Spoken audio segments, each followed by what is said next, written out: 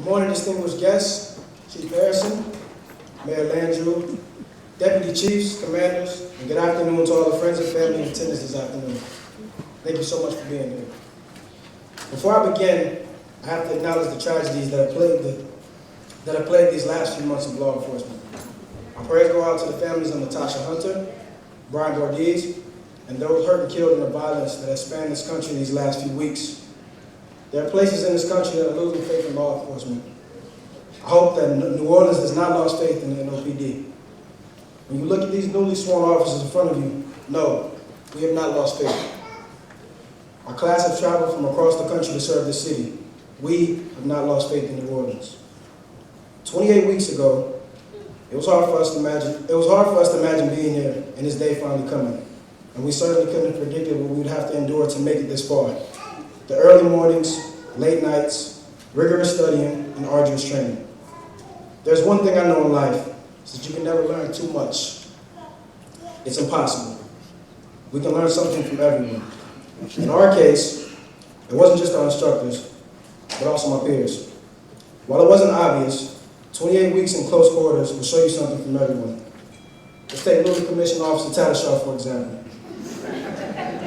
He taught us the importance of having thick skin and setting our watch 15 minutes early.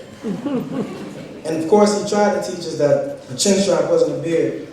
We taught him he was wrong, and it's still not accepted by the department.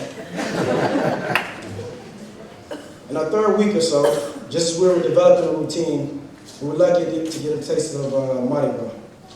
For many of us, it was our first carnival ever. And I'm pretty sure I can speak on behalf of everyone that it certainly lived up to the hype. Personally, I was more nervous knowing I had to run blocks behind my sergeant than I was knowing I had to set up barricades.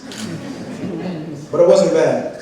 It was the first real look at the city and those we chose to serve. We met people who gave us support and encouragement by saying, hey, it's not many people that are still willing to do that job, so good job. We're not in it for appreciation. It's not what we do, and we'll take appreciation when it comes. Somewhere in the many weeks of our academy training, we finally made it to driving. But not until we passed countless numbers of tests that we were sure we were going to get sent back a class or two. I never realized how important it was to use your hands until Officer Roshine yelled at us while driving 40 miles an hour. I never realized how much money I wasted on all my expensive driver's training classes either. We had some good times. Sometimes we would rather report for 4 a.m. sitting quietly at the firing range rather than run the risk of upsetting somebody by breathing too loud. Especially somebody like my classmates Shanae or Annie, or anyone else with a strong voice for that matter. Now our class knew when to be serious, but we also knew when to joke. We can start with Sam's impersonation of Sergeant Davis. And we have Will's great midday reminders to everybody to take a break. And I suppose I do a good Sergeant DePlanche impersonation, but I'll wait till the ink dries on my commission before I let anybody hear it.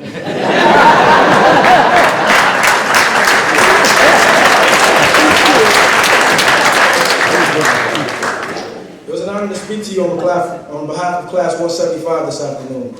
In the darkness of recent events, we can take solace in the glimmer of hope that comes from these 26 freshman recruits prepared to hit the streets today. Officers that are about to see their lives change forever as they take on a powerful and meaningful new career. To my classmates, I say good luck. Remember your training. Be the officers our academy, our department, and our city want and need us to be. Community-oriented, ambitious, fair and impartial. To our academy staff and instructors, thank you for bringing us this far. Thank you for the knowledge and training you've shared with us. Thank you for the mental preparation and providing us with all the tools we need for our duty belt, though there was sometimes I had no clue where I was going to fit it. We found a way to make it work because that's what we have to learn to do. And finally, thank you for answering the many, and I'm going to stress again, many questions we always had.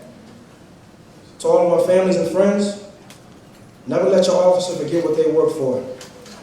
And never let them forget what they fight to come home to.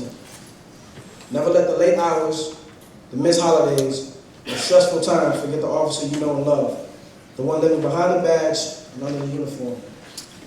Lastly, it would be a great oversight not to offer a sincere special thanks to our recruit commander, Sergeant David DePlanche, who I believe is an officer we all strive to emulate, and we'll think about every day as we answer our calls for service. It was an honor to serve under your command, Sarge. Thank you. And to my class, for one last time, and for old time's sake, let me get 2 claps in the woo.